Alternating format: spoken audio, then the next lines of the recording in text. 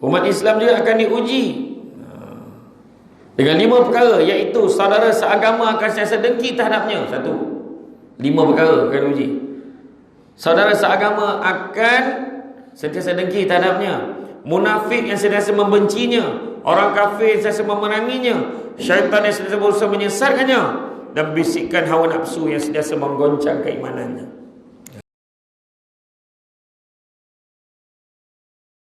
Assalamualaikum warahmatullahi wabarakatuh.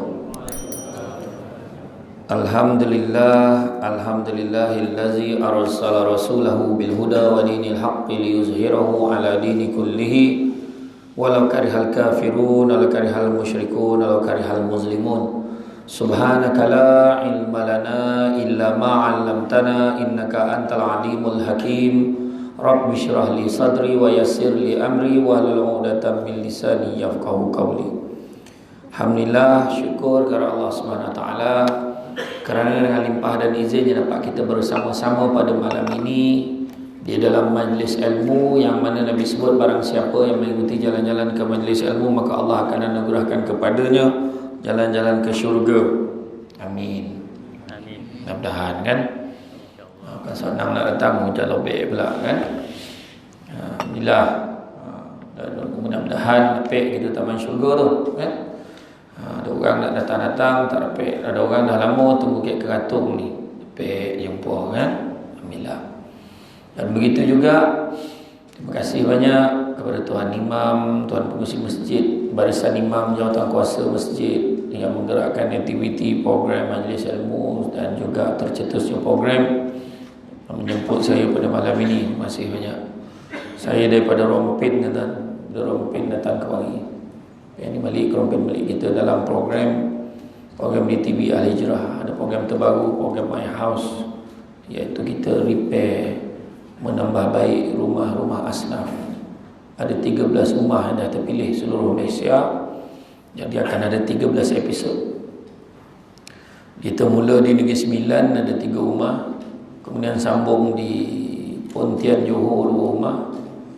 Kemudian di Seri Iskandar, di Perak, di Bota, di Kuala Kangsar 3 rumah. Kemudian ni sekarang di Rompin, selesai di Rompin 2 rumah. Di Terengganu pula 2 rumah. Lepas Terengganu ke Selangor. Cuma di Rompin ni terganggu sikit sebab hujan lebat ni kan. Telah tak tahulah sampai ke tidak. Banyak benda-benda tertangguh kan. Alhamdulillah. Apapun hikmah di sebalik penggambaran di Rompin tu dapat saya datang ke Atung. Dapat saya jumpa dengan semua jemaah yang ada pada hari ini. Tuan-tuan dan puan-puan rahmati Allah sekalian, hidup kita ni satu perkara lebih kurang macam apa digambarkan macam lautan. Macam lautan. Laut mana yang tak bergelora kan? Pantai mana yang tak dipukul ombak kan? Jadi macam tu juga lah kehidupan manusia. Kehidupan manusia yang biasa mesti ada ujian. Kalau tak ada ujian tak boleh, tetap ada ujian. Tetapi yang paling penting sekali, ujian ni Allah Ta'ala bagi sebab pertama nak tengok sejauh mana kita beriman kepada Allah. Dan begitu juga ujian ni sebab nak meningkatkan darjat keimanan kita kalau kita boleh bersabar. Dan begitu juga ujian ni juga tujuannya untuk menilai sejauh mana kekuatan iman kita. Kadang-kadang orang boleh diuji pula. Ada orang diuji dengan miskin dia okey. Tapi diuji dengan kaya dia kalah. Tak boleh. Uji dengan kaya dia lupa diri. Ada orang dia kaya, mula tu kaya tapi bila dia miskin dia ingatkan kawan dia. Lepas tu baik dengan kawan dia. Belanja kawan dia buat sikit sama sikit. Banyak sama banyak. Bila dia dah kaya dia lupa dengan kawan dia. Ada orang macam tu. Kan orang katung tak adalah tempat lain. Kan katung 6 tak ada macam tu. Tempat lain juga macam itulah. Jadi persoalan ni macam mana cara kita nak menghadapi ujian. Ujian yang dihantar oleh Allah Ta'ala kepada kita. So ujian ni bila kita dapat, maknanya siap orang lain. Kadang-kadang ada orang ujian tu kecil pada dia. Contoh hujan banjir. Tengok hujan banjir. Pada orang Kelantan, dia dah biasa banjir sampai tutup bumbung, relax ada. Kayak Seramban baru pakai buku lali dia marah. Barat. Habis barang aku. Mahal baru buku lali. Kat Kelantan tu malam habis satu rumah. Dia dah siap perahu dah tepi rumah tu kan. Jadi mana kata cara orang diuji tu berbeza-beza. Ada orang kat luar tu kusut pula tak. Apa punca? Nampak masalah macam masalah negara betul tak? Rupa-rupa masalah selipar hilang. Bukan masalah kan? Selipar. Cuma selipar tu baru balik. Tu isu dia. Tak adalah mahal mana pun, tapi dia mahal lah. Yang seorang tu pula dah 15 kali hilang selipar. So dia relax macam mana. Sudah dia datang, dia pakai selipar orang lain. Selipar orang lain pakai kan. Dan bonan dia tak boleh dah. Hari tu saya ceramah dekat satu masjid tu, selipar saya hilang. Selipar ceramah cuy agak tu dia cakap dia minat dengan selipar ustaz tu. Itulah. Tapi ada orang lantaklah kau dan tak halalkan, kudunglah kaki kau. La ilaha illallah. Tu orang tu tak sabar tu dah. Tak sabar. Dia sabar tu satu tahap, ada satu tahap lagi redha. Tu yang paling tinggi. Jadi setengah orang dia takkan dapat terima penderitaan yang dihadapinya. Contohnya diuji dengan kehilangan orang yang disayangi ataupun kehilangan harta benda. Dua benda ni. Keluarga dengan harta. Bukan senang, dah biasa senang. Tiba-tiba satu-satu kena tarik. Kereta, motor, sudah jalan kaki. Rumah baru kena ambil. Sudah pergi sewa rumah. Dulu ada rumah banglo besar. Dicanggarkan untuk berniaga, untuk bisnes, projek dan sebagainya. Sekali gagal projek itu, atau projek itu tak jalan, ataupun ada masalah tertentu, akhirnya dihilang satu-satu. Ya? Maka apakah keengganan menerima keadaan perkara berlaku ini adalah seperti menyanggah kekuasaan Allah. Apakah yang perlu dilakukan apabila datangnya satu musibah? Itu dia. Jadi bila seorang menghadapi masalah, wajib menerimanya. Dengar bila masalah datang, wajib menerimanya dengan berlapang dada dan bersabar. Contoh, menghadapi kematian orang yang dikasihi, kemalangan dan sakit, ini kerana musibah adalah ujian yang meningkatkan iman. Itu yang saya sebutkan tadi. Meninggal memang sedih.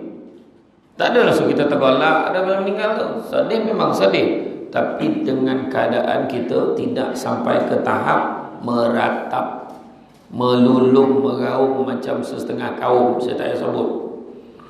Bila pergi ke hospital kan, kita tengok dia ada kaum-kaum tertentu, dia tak boleh melulung, tumbuk-tumbuk dada, hantuk-hantuk kepala. Ada kan? Jadi kita jangan jadi macam tu. Jangan jadi gitu. Sedih memang sedih. Mana waktu Nabi pun sedih. Kematian isteri dia, kehilangan bapa saudara dia, sedih, mesti sedih.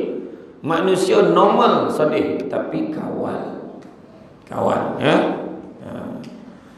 Jadi kalau kita tengok, ini adalah ujian meningkatkan iman kita dan menambahkan kebaikan seseorang mukmin. Rasulullah sallallahu alaihi wasallam bersabda, sesiapa yang Allah kehendaki kebaikan terhadapnya, dia akan mengujinya dengan ditimpa musibah. Hadis riwayat Bukhari. Dan maknanya tu sebab bila kita sebut sabar tu sendiri ada 3 peringkat. Peringkat pertama, sabar untuk taat perintah Allah. Makna kata bukan senang nak datang masjid ni kan. Nak pula orang yang tak pernah datang, tiba-tiba malam ni datang ni, bukan senang. Tak tahu mana pintu dia nak masuk, takut orang nampak dia tu. Contohlah, Samsul Debat datang takkan dan tak datang dia. Nak datang kan kau orang tahu kan disindir dan kau tak pernah datang, tiba malam ni nampak muka kau pal kan. Adalah tu yang mulut-mulut yang macam ampeh tu. Kan? Sebenar-benar tuan-tuan, kita kena perbetulkan. Bila ada orang tak pernah datang masjid, bila dia datang masjid, kita cakap alhamdulillah. Seronok tengok kawan datang masjid.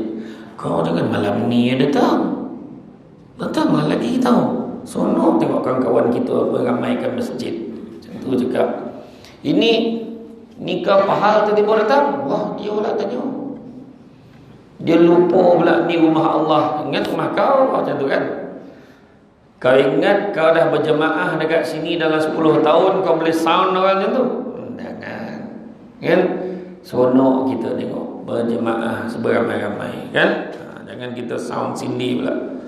Dia kalau orang dah lama tak datang masjid, tiba-tiba datang masjid, maknanya apa? Nak kenduri. Biasa macam itulah. Dah lama tak datang, tiba-tiba datang, muka toyo datang. Assalamualaikum imam. Tak malu dah. Kenduri je Ustaz. Itulah. Ajar nak buat kenduri imam. Bila nak buat tu? Dalam hari Khamis. Ni pandailah datang 3 hari sebelum tu. Ni hari Khamis ni ikut bertindan ni. Bertambung. Dia buat sampai maghrib ke Isya. Dia buat sampai Isya. Boleh tak masa lepas maghrib? Susah sikit lah. Nantilah saya beritahu balik. Besok saya beritahu. Kan? Habis kenduri dia pun hilang. Tak datang dah. Tiba-tiba datang balik. Kenduri lagi. Anak kahwin pula. Macam tu kan. Jangan jadi macam tu. Bondo ni sekali lagi berlaku di semua tempat kecuali Keratung Enam. Macam tu lah. Kan? Kan? Tak sama ya. Itu memang masalah sejagat tu. Tapi kalau dia datang, InsyaAllah kami datang ke duit kau. Tapi kan kami seronok tengok kau datang masjid. Kalau datanglah lagi. Macam anak-anak muda datang kan. Nak bagi galakan kat dia senang kan. Buat jadual dia azan. Buat jadual budak belia tu azan. Tengok dia training. Seminggu dia training sebelum turn dia sampai. Macam tu. Kan? Kesian kan. Imam semua pun dah banyak siri dah. Kan? Kena ada imam backup. Tadi imam muda steady lah kan. Imam muda ramaikan lagi imam muda kan. Jadi dalam sabda baginda SAW dalam hadis yang lain pula, tidak ada sesuatu yang menimpa seseorang Islam sama ada kepenatan, kesakitan, kesusahan, memikirkan perkara yang akan datang, kedukaan, sesuatu yang menyakiti atau kesusahan mengingatkan apa yang telah berlaku, sehingga kan tikaman duri yang mencucuknya, melainkan Allah hapuskan dengan sebabnya sebahagian dari dosa-dosanya. Hadis riwayat Bukhari, Abu Sa'id Al-Khudri dan Abu Hurairah radhiyallahu anhu. Maknanya apa sekalipun ujian kat kita, termasuklah tercucuk duri sekalipun, terpijak batu sakit, aduh, itu nak cuci dosa. Jadi jangan mengeluh ya, atau ujian.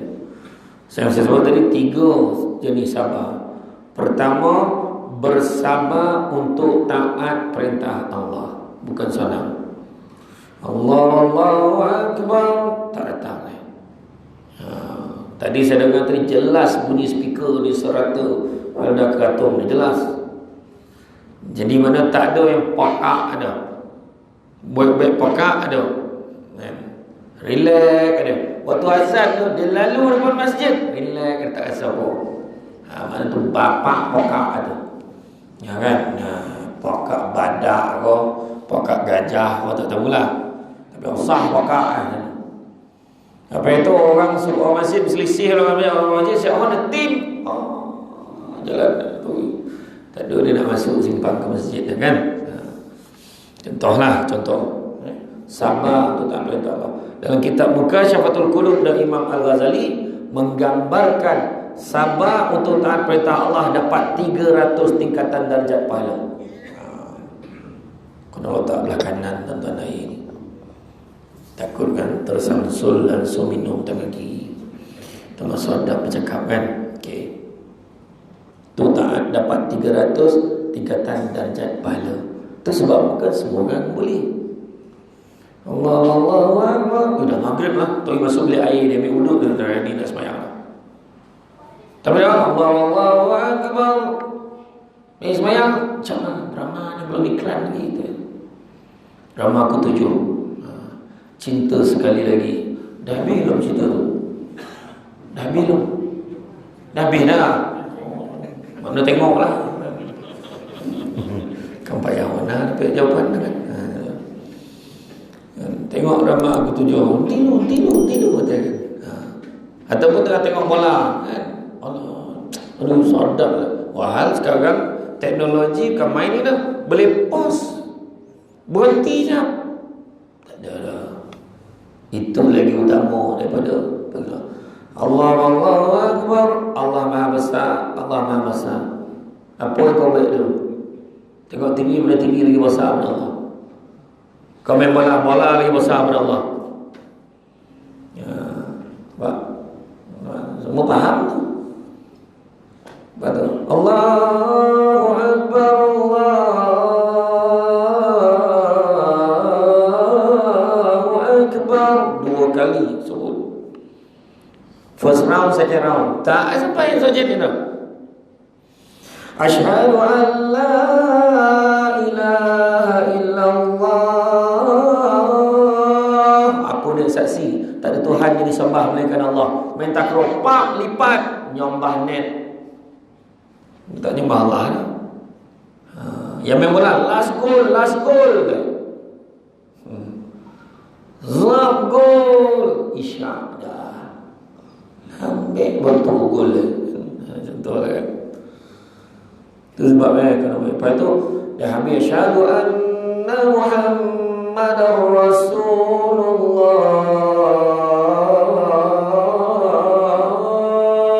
Dia saksi Nabi Muhammad tu pesuruh Allah. Jadi apa Nabi suruh tu buatlah.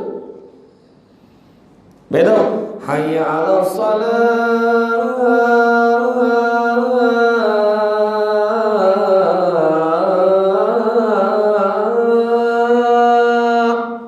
Jom solat. Macam tu maksudnya. Tak macam tu kayu, batu, lampi, mangkuk tingkat, semua lah. Ujung tu bingai, habis susah payah. Tak faham apa itu dah. Makna apa yang salah? Hayya 'alal falah. Mari menuju kejayaan. Dah beritahu dah. Makna dah buat semua tu. Lepas solat, berjaya lah lepas tu. Betul? Yang faham lah, yang tak faham sudah. Orang sini yang datang ni faham. Yang datang ni faham, insya-Allah. Saya ingat arwah Ustaz Ismail Kamus. Saya jumpa dia personal masa dia sakit kat AJM tu, saya jumpa dia. Dia kata, "Batu, nasihatlah saya sikit. Tamu sabar. Sabar dengan ujian, sabar tu dia sebut tu. Jangan. Yang kedua dia sebut, kalau ceramah tu jangan menjerit. Aku sampai pula, masa bila pula aku menjerit ceramah ni tu kan. Saya tahulah nak tuju kat sahabat saya seorang yang orang menjerit tu. Jangan menjerit sebab orang yang datang masjid. Sebab dia kata, orang yang datang masjid tu yang duduk depan kita dengan ceramah tu orang baik-baik. Kau jerit dengan dia apa? Okey, faham. Kan? Itu sebab cakap yang datang ni semua baik-baik ni. Terpancar cahaya. Sebab cahaya lampu muka tak berwadah lah, berkilau tu terpancar tu kan. Tu kan. Jadi mana kata kalau kita tengok dalam hal ini Nabi dah sebut kan, kita ni Allah Ta'ala pilih gitu. Jadi pertama sabar untuk taat Allah. Kedua, sabar meninggalkan larangan Allah. Kalau sabar bukan senang. Dah biasa main nombor, tiba-tiba nak berhenti, bukan senang. Ya, bukan senang. Tengah-tengah relax kan. Aku dah tak nak main nombor dah. Tiba-tiba kawan datang. Woi, apa? Jom. Aku dah berhenti. Aku baru jumpa dukun tiang. Ni confirm kononnya. Engkau. Iyo. Dukun tiang cakap paling kurang second price. Second price 300,000 weh. Kita bagi 2. Kayak mana buat topi tiang masjid. Okeylah, last. Lah main lagi. Kono pula, la ilaha illallah. Belanja orang masjid makan kau hajar betul-betul. Dekat parking motor tu dia duduk tu dia boleh borak tu. Kau cucu orang dah. Cucu aku 3, kau 2, kau tunggu kahwin belum ada lagi dah. Kau 5 3205 tadi tu. Gilo betul, tanya cucu. Osah betul lah perangai kan. Dia semayang kat sejadah tu nampak ada nombor lah kat sejadah tu. Jadi gitu. Dia kalau dah gilo nombor dia kata macam-macam. Samsul Debat nombor plate kereta, semua nombor plate kereta penceramah dia itikam tengok mana yang kono. Ustaz masih lah Ustaz. Kono Ustaz. Apa yang kono? Tapi bukan orang sini lah. Orang perempuan pula je no. Cabaran dia bila gosip. Kau tahu tak? Orang perempuan ni anda bila kenduri je tengok. Dia kalau bab rahsia berbisik. Tapi dongah. Taklah. Biar tak yang bisik. Tak ada apa tu. Sabar. Anak si Leman tu lah. Bukan nama sebenar. Leman kenapa anak dia kahwin? Biar anak dia kahwin. Kahwin dengan orang gila. Mana? Lepas tu yang seorang nak pun sampai. Apa cerita? La ilaha illallah. Tak usah lah. Jangan. Nanti lain kali saya datang bawa satu tajuk lagi. Ribah dan fitnah. Manoi kena panggil lagi. Kena panggil lagi. Sebab bila lama sikit persediaan tu makan besar sikit macam tu. Malam ni ada makan tak ni? Ada tak? Ada. Kalau setakat minggu tak yalah. Kan saja. Tapi potong tadi saya makan minggu kat kedai Putus Salam. Mana kedai mana saya makan tadi? Kedai sebelah bengkel. Ada orang lelaki masak kan tu lah. Kan? Ni lelaki ni semua masak salam ni. Cuma pemalih yang macam tu.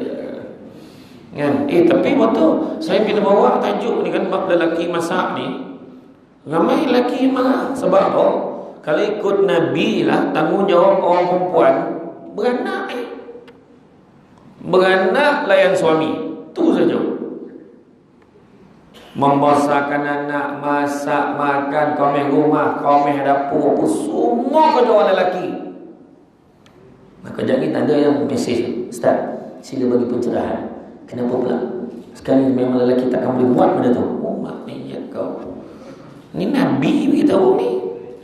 Nabi sendiri takkan susahkan isteri je untuk benda-benda yang Nabi boleh buat sendiri. Wah, tengok orang perempuan pula. Balik kan, abang dengar tak ceramah tadi? Yang pasal tanggungjawab kat rumah terdengar tak? Abang tentu yang tolak tadi tu tak perasan kan? Tak ada, tapi betul. Cuma hampir pasti orang lelaki tak berapa boleh nak buat, maka orang perempuan bantu. Jadi orang lelaki kena hargai orang perempuan yang membantu suaminya. Sebab tu Nabi kata, berlemah lembutlah terhadap isteri kamu, kerana isteri kamu adalah teman dan pembantu yang setia. Setuju tak orang perempuan? Macam ni juga. Macam balai dondam tu kan. Tapi betul. Maka orang perempuan ni satu benda, bila bergosip-gosip tu buang jauh-jauh. Cakap kena jaga. Kerana mulut memati-mati. Lepas tu saya cakap, aku ni mulutnya jahat, hati baik, tak ada mana dah. Kalau hati baik, mulut tentu baik. Suami balik, mana balik? La ilaha illallah. Dah lah balik rumah Felda ni, saya nampak banyak rumah, naik rumah bukit ni. Mau balik, mau lawat motor tu kelakar balik. Janganlah. Kan? Suami balik tu, Assalamualaikum. Salam. Abang dah balik. Masuk bang. Min saya angkat barang abang. Abang. Macam tu bawa tu.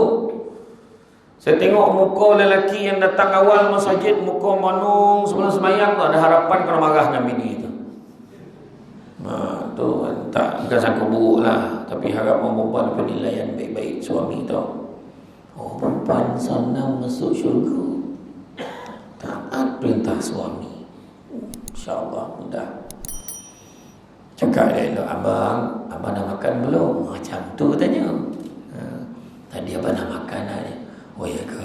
Tak apalah. Saya ada masakkan sikit lah untuk abang tu. Kalau abang rasa nak makan, abang cakap lah. Yelah. Macam tu lah. Abang nak makan tak? Tadi dia tanya nak makan tak? Tak nak, abang nak makan tak? Bawa penat dia masak. Terdarah kat luar. La ilaha illallah ayat kau. Macam mana kan? Cuma sabar sikit kan. Oh ya ke? Yalah bang. Tapi kalau abang nak makan, lauk ada tu. Saya dah masak dah lauk kegemaran abang. Lauk kegemaran abang? Lauk apa? Tak lain tak bukan ikan bilis telur dadah. Jangan golak tu lauk aku tu. Kan? Bukan susah warna. Kan? Gitu. Kan? Jadi makna tu bersabar untuk meninggalkan larangan Allah. Kadang-kadang orang mengumpat, sekali ada seorang tegur. Dahlah kau ni tak baik tau mengumpat macam tu. Alah macamlah kau baik sangat. Nampak? Itu ujian dia. Macam kau baik sangat tu yang susah. Sebab aku ni tak baik lah. Aku nak ajak kau sama-sama kita jadi baik. Macam tu jawab dia. Dan begitu juga yang ketiga. Macam yang tadi tu, sabar meninggalkan larangan Allah digambarkan mendapat 600 tingkatan darjat pahala. Tapi ujian sabar yang ketiga, sabar dengan ujian dan dugaan daripada Allah, itu dapat 700 tingkatan darjat pahala. Besar tuan-tuan. Ya, ujian tu yang macam-macam tu. Jadi bila datangnya ujian, bagaimanakah caranya untuk menghadapinya? Ada 5 adab menghadapi ujian daripada Allah. Yang pertama, bersabar ketika mula ditimpa musibah. Seperti sabda Rasulullah SAW bermaksud, sungguhnya sabar adalah pada kejutan pertama musibah berlaku. Hadis Bukhari. Maknanya mula-mula dapat cerita, Bang, ni adik abang meninggal lah. Innalillahi wa inna ilaihi raji'un. Itu yang pertama. Bukan kau jangan nak tipu aku. Dah nampak barang. Apa pasal? Siap. Lepas tu sampai ke bumi, aku takkan maafkan orang yang buat adik aku ni. Ya, itu yang pertama lah. Yang lepas 5-6 tahun baru datang dia punya sabar tu, itu tak kira sabar. Dia sabar yang mula-mula tu, kejutan pertama tu. Naik kereta, tiba ada satu kereta, potong depan kereta, zap sikit ke kena kereta tu beringan. Allah Akbar. Macam tu kan. Kita sabar, astagfirullahaladzim. Ataupun dia potong, zap potong, wah ajar tak gerak, dia kejar pula kereta kan. Ya, cuba relax. Kenapa kereta ni bang? Biarlah, sakit perut dah kan. Relax suami kan. Macam tu kan? Sesungguhnya sabar adalah pada kejutan pertama musibah berlaku, kata Nabi dalam hadis riwayat Bukhari. Dan dalam hadis yang lain Rasulullah SAW bersabda, bermaksudnya Allah berfirman dalam hadis kursi, bermaksud tiada balasan bagi seseorang hambaku yang telah aku ambil kembali kekasihnya, kemudian orang itu mengharapkan pahala daripadaku, melainkan orang itu akan mendapat balasan syurga. Hadis riwayat Bukhari. Contohnya, dia ambil nyawa orang yang kita sayang dan kita sabar, maka Allah akan bagi kepada kita balasan syurga. Ada seorang tu, bini yang meninggal, setiap hari lepas asar memang dia ke kubur bini. 3 bulan tanpa gagal, setiap hari menyiram kubur bini. Sayang betul kat bini. Sampai kan ada seorang budak tanya, pakcik sayang betul pakcik kat isteri pakcik ke? Bukan apa, dia dah pesan jangan kahwin lain selagi tak tumbuh rumput ke kubur itu. Tu yang hari-hari disiram itu tak tumbuh-tumbuh rumput. Pahala ke kan? Apa tanah pakai tu kan? Tak ada lah. Tapi maksudnya itulah dia. Maksud dia mana sabar. Ambil nyawa anak, bukan sana. Ambil nyawa anak. Mungkin ada yang dah mengalami anak aksiden, anak demam, anak sakit tiba-tiba, tak ada sakit apa, tiba-tiba mati. Kalau pukul mati, terlanggar mati, tersapit mati, tanah runtuh mati, maka kita kena sabar. Paling senang ayat yang kita boleh ambil, Allah sayangkan dia lebih daripada aku. Tu yang Allah ambil nyawa dia. Kan? Doakan yang baik-baik. Yang kedua, bila dengar aja musibah, terus mengucap inna lillahi wa inna ilaihi raji'un, iaitu merujuk kembali apa pun musibah yang berlaku adalah kehendak dan ketentuan Allah. Masalah kita hari ni inna lillahi ni untuk mati saja. Dengar kereta accident, inna lillahi wa inna ilaihi, belum mati lagi lah. Abang ngangor tu. Mana dia tak faham tu dah. Orang yang datang kuliah dia akan sebut macam tu, inna lillahi wa inna ilaihi raji'un. Bila matilah, ialah aku merujuk kepada musibah yang berlaku tu dengan izin Allah, pada Allah. Allah bagi, Allah juga yang boleh ambil balik. Itu aja. Senang. Ya? Bukan senang mana. Ujian tu nampak kecil. Masa tu bila Allah tarik, baru kita nampak nikmat tu apa, baru kita rasa nikmat tu apa. Isteri pandai masak, tak rasa apa. Dah biasa hari-hari bini masak. Sekali Allah ambil nyawa isteri kita, baru tahu beza rasa makan bini masak dengan makan kat kedai. Aduh. Alah. Angin nasi aduh, si lama, aduh berkotul belacan ni lagi. Ya Allah, antah pun ada lihat. Awak teringat ke arwah bini macam tu lah. Kan? Bila dah ambil baru tahu. Macam tubuh badan kita ni, kita akan terasa nikmat kaki. Sebelum ni peduli pun tidak kaki tu jalan ni. Sekali kono go out, gaut, nak memijak sakit, pijak sakit, ni berpapah kaki. Nak urut tak boleh. Kan? Tahu nikmat ni. Mandi gaulah menyanyi-nyanyi mandi zat termasuk air dalam lubang telinga macam ni ah. Curahlah air terkeluarlah ke hidung la ilaha illallah mana pula. Ambil macam ni kau tak boleh kau tak boleh. Macam cawan telinga kan. Nampak tak? Ujian kan?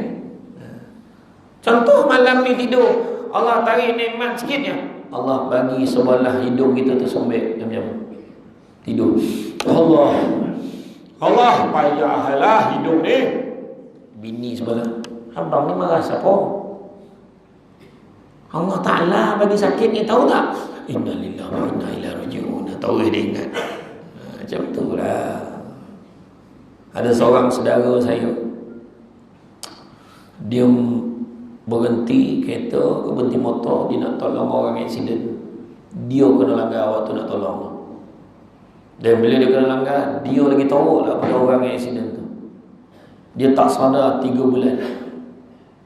Lepas 3 bulan, elok semua ni, kepala, tangan, kaki semua elok. Tetapi Allah tarik satu nikmat dia, iaitu lidah dia tak rasa apa.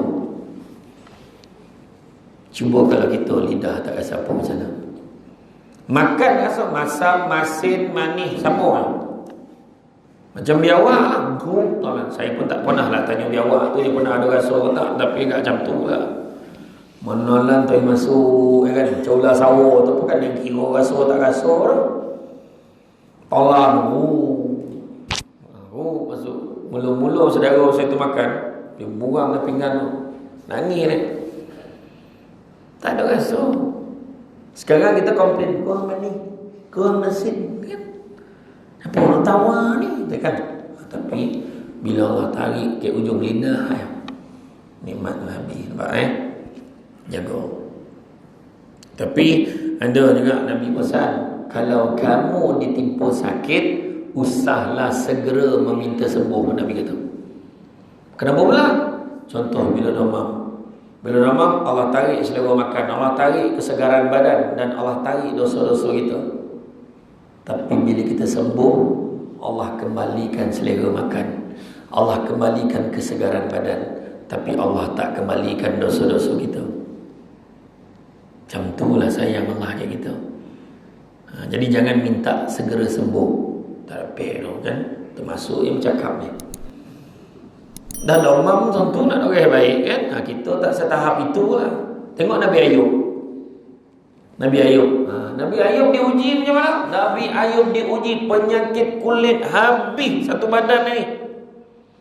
Sampaikan digambarkan penyakit ni, semua anggota badan Nabi Ayub ni semua berpenyakit. Yang elok cuma lidah dengan hati dia saja. Habis dimakan ni semua ni, kulit-kulit Nabi Ayub ni dimakan kulit, gugur-gugur semua. Habis tinggal tulang kan. Kemudian ada sekali ulet tu terjatuh. Kalau kita pijak lah. Kalau kita pijak lah. Ambil orang lah. Tak. Nabi Ayub kutip balik ulet itu, letak balik. Takut ulet itu tak boleh makan. Ada riwayat kata Nabi Ayub sakit ni antara 7 ke 9 tahun. Ada pandangan kata sehingga 17 tahun sakit tu. Mak ayah pula bunyi tu. Dengar cakap telinga saya terbayang dengar bunyi cakap tu. Kan? Sampai isteri Nabi Ayub cakap, wahai suamiku Ayub, kau mohonlah pada Allah. Mungkin Allah mesti Allah akan sembuhkan kau. Apa dia Nabi Ayub? Kenapa pula aku nak komplain pasal sakit aku yang baru 7 tahun, baru 17 tahun. Sedangkan aku dulu 20 tahun sihat, aku tak pernah komplain pun. Macam tu sekali Nabi Ayub cakap. Macam tu lah tuan-tuan. Kita tak dapat macam tu lah. Itu sebab aku nak sabar banyak-banyak. Tu belum cerita lagi sabar dengan orang yang sakit dalam rumah kita. Tu lagi parah. Kau matilah yang cerita sakit. Allah. Tuan. Air teh. Bawa air. Nama salju air ni, marah air salju. Panih air ni, memang kena mampu ya. Salah juga. Sudah bagi cawan dia. Nak mana air? Salju salah, panih salah. Hirup dia cawan tu. Kan? Kena sabar. Tapi kan, nah bang minum bang. Ya Allah, bismillahirrahmanirrahim. Kasih. Allah masalah. Sakit. Allah. Tahu kayak mata minum tak nampak dah. La ilaha illallah sial. Tu yang bini tolong suap dan dia. Sikit bang, slow batu sodak. Ya? Sabar. Tapi bukan kata kita ni bila tiba penyakit tu biar ya, ikhtiar. Dia tolonglah dia tu. Tolonglah imam, dia jumpa imam. Kenapa? Bini saya dah 3 hari sakit nak beranak, tak kau keluar budak nak beranak 3 hari dah. Perut dah menganing-aning dah. Tahu menganing-aning bau urek dah, perut tu dah tarik dah. Sudah terik perutnya. Kalau tak faham, payah pula. Faham ke tidak? Faham kan? Faham ya? Saya cakap yang senang-senang itu. Nak keluar, tak keluar budak. Tolonglah imam tawarkan air. Imam tengok betul tu. Rasa air ni dah tawar dah. Kau nak tawar macam mana lagi? Imam baca lah. Baca apa? Baca Fatihah sekali, ayat kursi sekali, salawat dia. Dia lah ajar imam baca apa? Baik kau baca. Oh lain imam baca dengan saya baca. Tak yuk pula dia pun ambil. Bismillahirrahmanirrahim. Allah. Dia punya macam tu untuk tu kenapa? Allah masalah. Bismillahirrahmanirrahim. Sampai ujung tu ditiup ya. So tutup. Tutup botol. Takut terkeluar selawat dengan ni. Enggaklah. Ya tak ya, tak macam tu kan? Nah, kau bagilah rumah kau.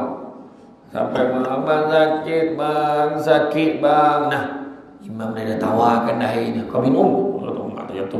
Minum. Dia pun minum. Sakit bang. Minum.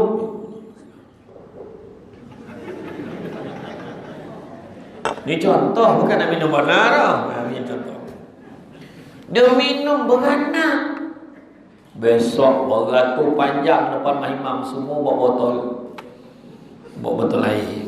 Percaya ke imam ke percaya ke Allah Ta'ala. Kan? Itu dia. Kemudian ikhtiar. Kemudian yang ketiga, menenangkan lidah dan badan. Itu penting. Lidah jangan cakap benda yang bercerabih yang bukan-bukan. Aduh, kenapa lah sakit ni, mati lagi baik. Jangan cakap. Ya Allah, ambil lah nyawa aku ni, Allah. Tak tahan lah. Jangan. Jangan nak mengajar Allah. Itu sebab bila doa lepas semayang, Ya Allah, jika ada kebaikannya kau panjangkanlah umur aku. Jika ada keberkatannya kau limpahkanlah rezeki untukku. Macam tu dah. Ya Allah, kau panjangkanlah umur aku, kau panjangkanlah umur aku, kau panjangkanlah umur aku. Panjang umur nyusahkan orang apa? Kau panjangkanlah umur aku. Dah panjang umur. Allah, kenapa lo tak mati-mati ni? Kau yang minta panjang umur dulu. Tu sebab minta panjang umur, lapis sikit. Ya Allah, jika ada kebaikannya kau panjangkanlah umur aku. Itu paling baik sekali. Panjang umur tapi masih lagi diperlukan oleh masyarakat. Panjang umur orang masih lagi berbincang dengan dia banyak perkara.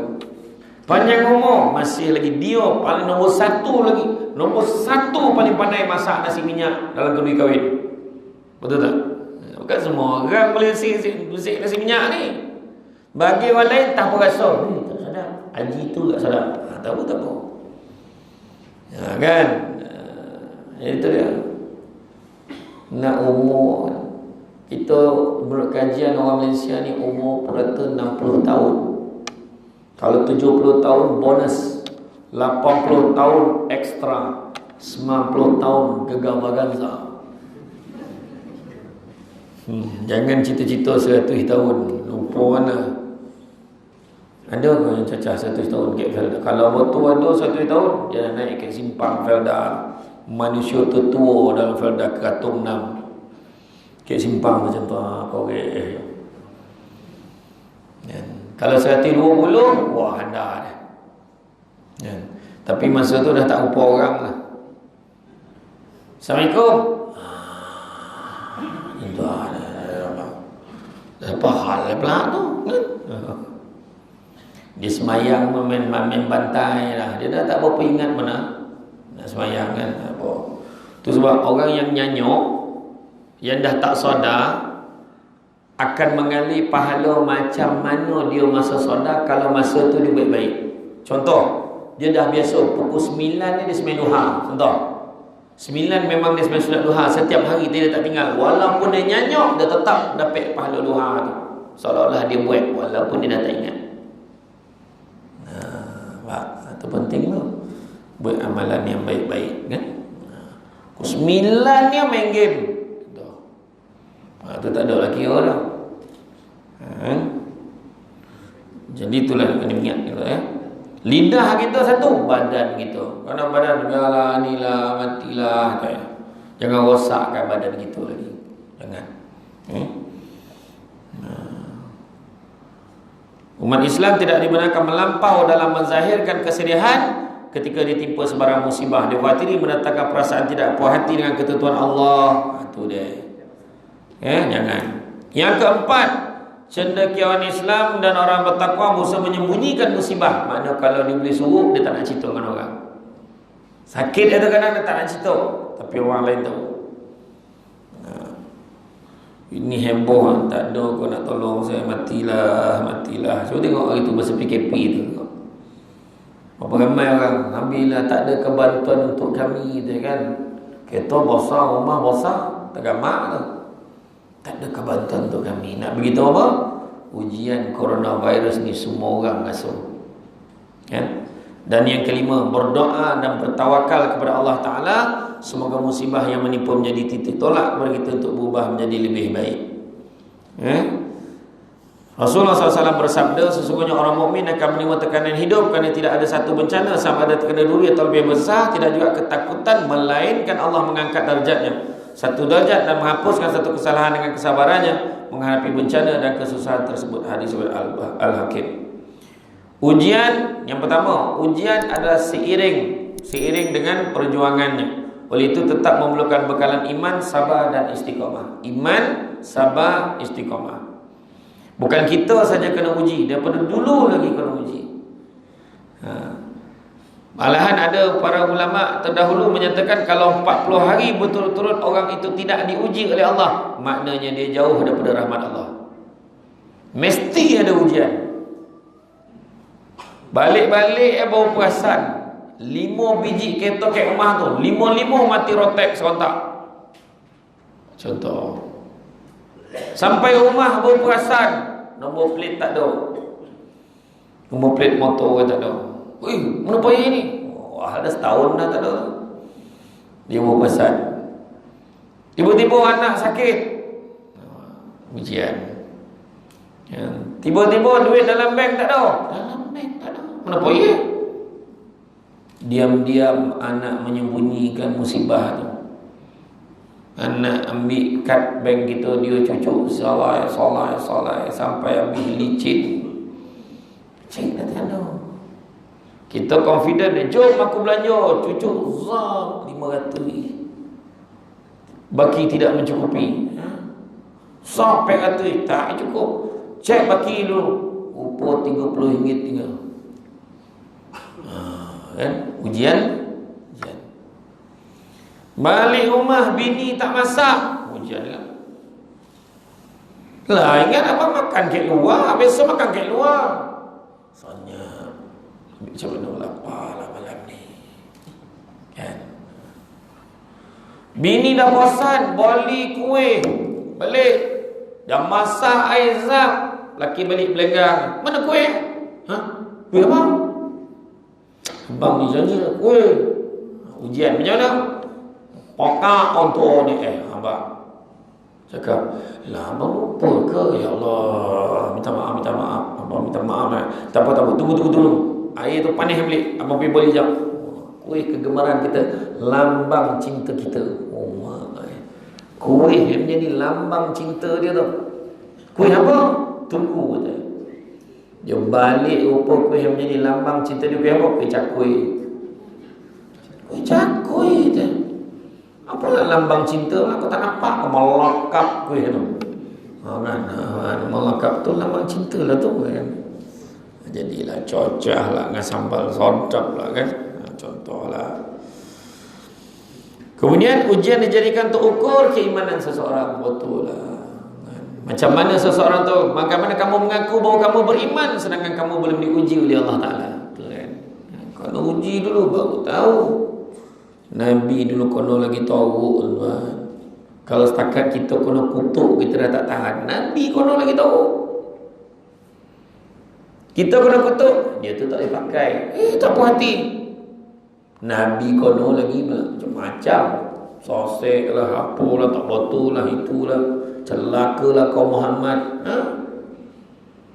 Orang kafir Quraisy yang tu jahat, Yahudi tu macam tu. Tapi Nabi bukan hanya setakat cakap. Nabi tengah semayang, Nabi sujud. Bini Abu Jahal, bini Abu Lahab ambil isi pohon unta, letaklah ke tongkok Nabi. Kita tak ada sampai tahap macam tu. Ada kita tengah marah orang ambil tak kucing letak ke tongkok kita, tak ada. Kau cucu lah, kau berperangai macam tu kan? Kau ada lah kan?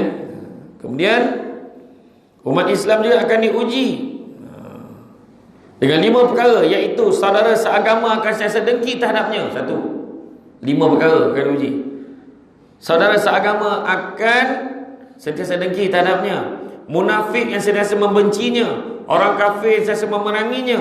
Syaitan yang sentiasa berusaha menyesatkannya. Dan bisikan hawa nafsu yang sentiasa menggoncang keimanannya. Itu 5 ujian yang biasa datang untuk orang Islam. Syaitan memang suka menyesatkannya. Nabi dah pesan nak ubat akhir Nabi. Syaitan dan iblis memang berputus asa untuk menyesatkan kamu dalam perkara-perkara besar, tapi tidak pernah berputus asa untuk menyesatkan kamu dalam perkara-perkara kecil. Tambah semayang Allahu Akbar, ditiup hidung itu. dah gatal hidung. Bergorak-gorak hidung. Tadi tak ada pula gatal. Sebelum semayang tadi dah kalau macam semua dah okey dah kan. Lepas tu gatal. Perasan tak? Lepas bagi salam tak ada lah gatal dah. Lepas tu ditiup pula telinga. Tu yang sami Allahu liman hamidah sampai dia guna. Celah ketiak, celah peha, celah di pelipat kaki ni, masa itulah gatal. Ya Allah. Nabi kata ingat pesan tu setan. Sam kata setan ni setan. Setan. Sampai favorite setan mana? Lubang punggung. Dia tiup kita pun confused. Katut ke tidak? Setan. Setan. Tapi kalau dah membobok bunyi tuan-tuan, tak ada setan tu. Subok setan. Kau lah setan. Orang belakang tu cakap takkan. Dia dua tuan. Kantun ni dua. Pertama bunyi walaupun tak ada bau. Kedua bau. Bau. Kan? Dia cakap, tak salah. Imam hilang ya. Apa ditolan ni bukan orang ni. Jogging ke apa ni tu kan. Berdangung bawa, berkotak, bergogak tak saya. Sah. Untuk lah. Iya kan. Ujian kan. Tu dia. Setan tu lah berjual. Lepas tu tengok dengki menengki. Tak payah nak dengki lah. Apa?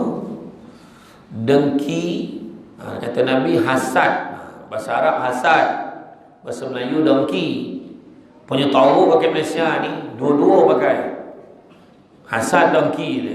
Payah mana. Nabi kata hasad mampu memakan kebaikan umpama api membakar kayu. Dengar dia jadi imam lah. Alah. Macam layak sangat. Tengok petikai. Betul dia cakap. Macam tadi imam kita mana? Imam kita tadi. Mana imam muda kita tadi mana? Mana? Imam tu. Ada tu yang cakap belakang. Betul tak saya cakap? Yang belakang kan cakap. Mana boleh dia jadi imam? Pala kurang weh. Ada tak cakap betul? Bangang orang tu. Cakap tu. Dia kurang dia sebab belum kahwin. Kita belakang sama. Kau kurang pun sebab kau semayang tak betul. Itu je. Faham?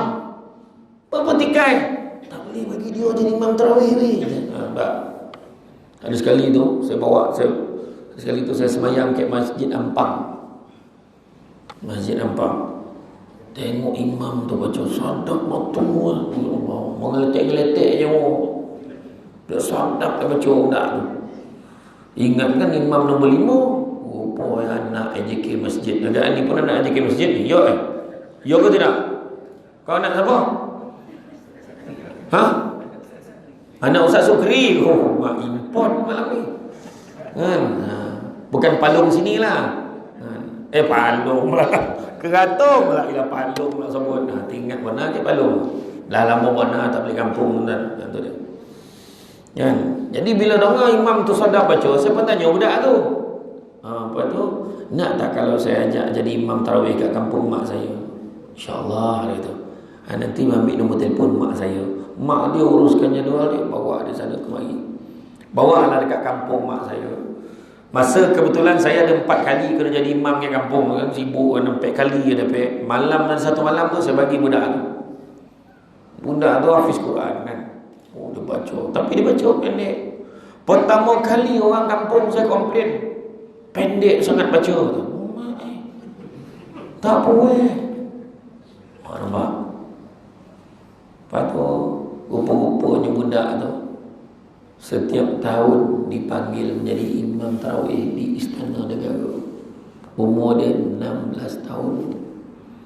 Allah, sedap kan. Kita tarawih tengok sini, tengok. Kan? Dia kalau dapat imam lama, siap. Bukan mentua tau, lama. Dia kalau ke kampung mak saya tu, dia dengar tu. Kalau dia dengar saya Allahu Akbar, laju malam ni. Dia dah tahu. Dia belakang langsir tu bincang kan. Laju ni malam ni tu. Tentuan tak nampak orang perempuan. Malam ni sogar mata jangan.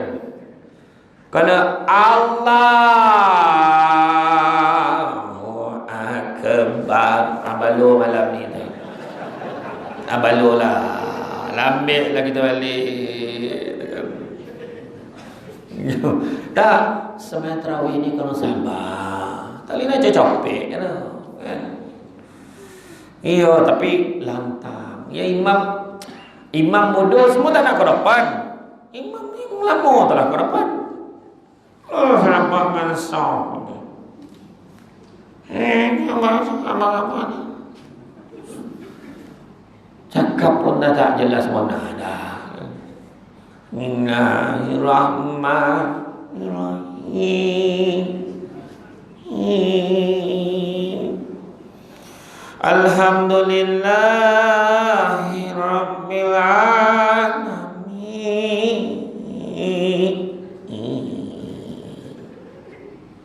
Itu senyap. Belakang nama rasanya. Ar-Rahman tak peranjat dalam belakang. Itu bau isyak tu belum tarawih ni tu.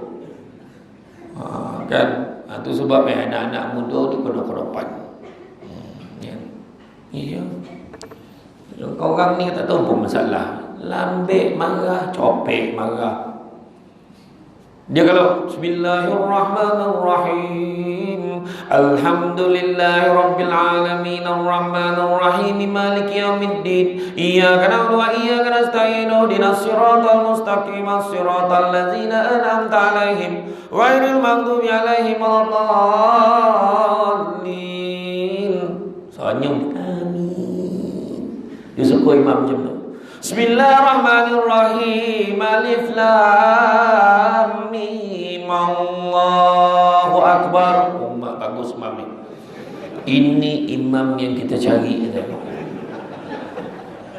Ayo, nak doa ke Habib mana? Kan? Sabar, ya. Kemudian keempatnya, lawan bagi sabar adalah mengeluh, dan ia merupakan perbuatan yang amat dilarang oleh agama. Kalaulah kita tak bagi anak kita keluar malam tadi, tentu dia hidup lagi bang. Jangan sebut macam tu. Itu paling pantang tu. Macam kita boleh ubah takdir Allah. Tak boleh. Kalau tak keluar tentu tak accident. Kalau tak usih tentu tak jadi macam ni. Kalau tak ni tentu tak jadi ni. Kalau. Jadi dia tak kata kalau, dia tukar pada if. Pun tak boleh. Yang seerti dengannya pun tak boleh. Jangan sebut. Kalaulah saya jaga suami saya baik-baik, tentu dia tak kahwin lain. Jangan. Redha. Faham perempuan? Jawab faham, kata. Jawab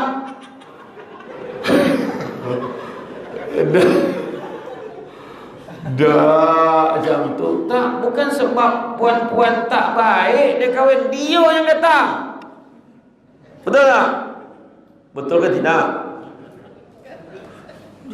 Faham ke tidak? Betul ke macam tu? Dia kata kau jangan ngangguk, kau jawab kan mesti kono tu kan. Ni semua ujian kan. Kalau aku tak ke suami aku baik-baik, tentu dia tak kahwin lain. Tidak. Kalau tak ada orang gatal dengan dia, tentu dia tak. Tidak.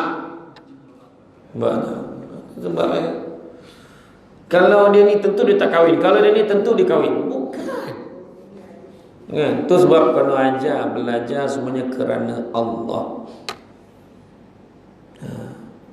Kerana Allah. Kenapa minum ni? Kerana Allah. Mudah-mudahan ada tenaga dapat beribadah kepada Allah. Kenapa datang masjid? Kerana Allah. Ada orang kenapa datang masjid? YB datang. Kenapa datang masjid? Malam ni dengar dapat bantuan. Kenapa datang masjid? Makan. Contoh kenapa nak kahwin. Kenapa nak kahwin? Sikit je tuan-tuan. Saya tahu gaya-gaya suruh berhenti tu saya faham. Kalau ada bergali-gali tapi duduk tu suruh berhenti tu sikit je. Kenapa nak kahwin? Susah tuan-tuan. Imam ada kan majlis nikah baik kat sini kan? Imam tanya, kenapa kau nak kahwin? Dia cakap. Imam Negeri Sembilan kebanyakan dia interview, apa kau nak kahwin? Kau cakap jangan, apa kau nak kahwin? Mak bising. Terus bila mak tak bising? Mak bising ni kata. Bila nak kahwin? Bila dah kahwin kan? Bila nak beranak? La ilaha illallah. Bila beranak? Laki anak kau. Bila apa anak perempuan ni? Dapat anak perempuan? Beranak kau jaga. La ilaha illallah, beranak lah kau jaga pun banyak. Soalan ni kenapa nak kahwin? Kawan-kawan semua kahwin, tinggal saya je belum kahwin. Kenapa kau nak kahwin? Umur saya dah banyak. Tak tahu bila lagi boleh kahwin. Susah nak jumpa. Kenapa kau nak kahwin? Saya nak kahwin kerana Allah. Susah nak jumpa. Biasanya yang jawab kahwin kerana Allah ni lelaki yang dah kahwin. Apa saja jumpa. Sampai hati abang buat saya macam ni. Apa salah saya? Abang kahwin kerana Allah. Tapi belum tentu lepeh lagi tu. Ya, boleh cuba lah, tapi belum tentu lepeh lah kan. Lawan bagi sabar mengeluh. Jangan kita mengeluh dan ini merupakan buatan amat dilarang. Tanpa masalah atau ujian tidak akan wujud kematangan, kerana pengalaman dan menyelesaikan masalah adalah guru terbaik dalam menjamin kejayaan dalam kehidupan. Elakkan sebut kalau. Jangan kita sebut kalau lagi dah. Jadi ucapan kalau tidak harus diamalkan kerana ia seolah menunjukkan bahawa kita tidak redha dengan apa yang berlaku. Sebaliknya hendaklah sentiasa berfikiran positif dan segala yang diberikan oleh Allah itu adalah yang baik untuk kita sebenarnya. Berpisah dengan boyfriend, matilah kalau dia baik, tak guna ni jantan dah tu. Nama dah tu dia kata kan. Dia marah. Lepas tu dia pun kahwin lagi. Lelaki tu dah kahwin. Pergilah kau, bagilah kau. Lepas tu mak kita pula nak jodohkan kau dengan seorangnya. Dia tinggi-tinggi, budak Seremban. Orang kau jual penceramah. Kau tak, katakan. Saya tak cakap saya tau. Kan. Contoh, kau nak tak? Ikutlah mak. Dia kecewa lagi ni dengan suami tu. Kahwin-kahwin dia tak. Macam mana nak kahwin dengan orang? Cinta pun tak ada. Tapi tak apalah, kahwin je lah. Malam yang pertama, Assalamualaikum. Salam. Abang nak minta maaf. Kenapa pula? Abang ni manusia biasa. Jadi mulai hari ni, kalau abang buat salah, tegur abang, jaga abang Baik dia pelak jantan ni dalam hati tu kan. Iya, malam pertama patut macam tu kan. Lepas tu langsung itulah bang, saya pun tak sempurna. Kalau saya buat salah abang tegur saya, tak apalah. Saya tahu semua isteri Allah Ta'ala anugerahkan untuk jaga suami dia dengan baik. Jaga abang elok-elok, insyaAllah. Dah pergi ambil wuduk, jom kita solat sunat dulu. Ajar solat sunat dulu saja betul. Makin lama makin tenang hidup dia. Orang dulu mana ada cinta-cinta kan. Sekarang bertunang pun bersanding bangang betul. Orang sini jangan buat tau, bertunang jantan tu datang halau balik. Bertunang mana ada lelaki datang? Keluarga dia tunjuk jalan, tuan rumah dah, jangan kau masuk, beriul lah jantan bergambar. Ni saya cakap betul ni, tak malu tu kan. Lepas tu bertunang, kena kahwin. Akhirnya bila dia dah kahwin, baik betul suamiku. Dengar pula boyfriend kita tu kahwin. Haru rumah tangga. Ya Allah, rupanya betul tak? Yang baik Allah bagi kat kita. Betul tak? Anak-anak, kenapa lah abang-abang kau, akak kau semua pandai kawasan bangang, melantun-lantun bangang kau yang seorang tu. Belajar apa pun fail, tak berguna punya anak. Jangan cakap macam tu.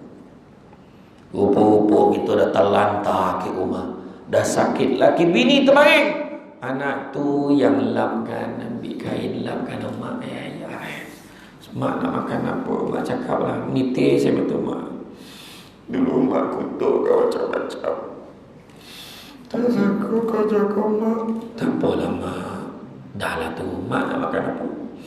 Jamu batu muat. Okeylah, bila jamu batu tak ada nak sakit-sakit tu tak apalah. Tak apa mak saya cari. Mak macam tu lah. Baik waktu ya, sudahnya anak dia mak cakap je mak nak apa dia yang tak ada kat rumah ni. Mak cakap saya cuba cari kipas saya dah balikan, aircon saya dah pasang. Mak cakap itulah Cik Gaya sebelah rumah tu bukan nama sebenar. Cik Gaya kau dia tak pakai, dia cerit menyerit tu. Cerit menyerit itulah masa air. Dia mama nak pakak macam terbakar dapur. Minat apa? Mak tu yang tekan-tekan tu panas, tekan-tekan tu sejuk tu. Mesin air. Kan tahu tak? Tak payah sebut jenama tu, dia tak tajuk. Kan? Mesin air boleh. Itulah dia. Jadi apa pun poin dia, bersyukur dengan apa Allah Ta'ala bagi. Amat menunjukkan umatku bila diberikan ujian dia bersabar, diberikan nikmat dia bersyukur. Maka bersyukur dengan nikmat, bersabar dengan ujian Allah. Jadi tuan-tuan dan puan-puan sekalian, itu saja tuan-tuan sekalian. Saya ucap terima kasih banyak. Cukup sekat tu. InsyaAllah dalam kesempatan kita bertemu lagi.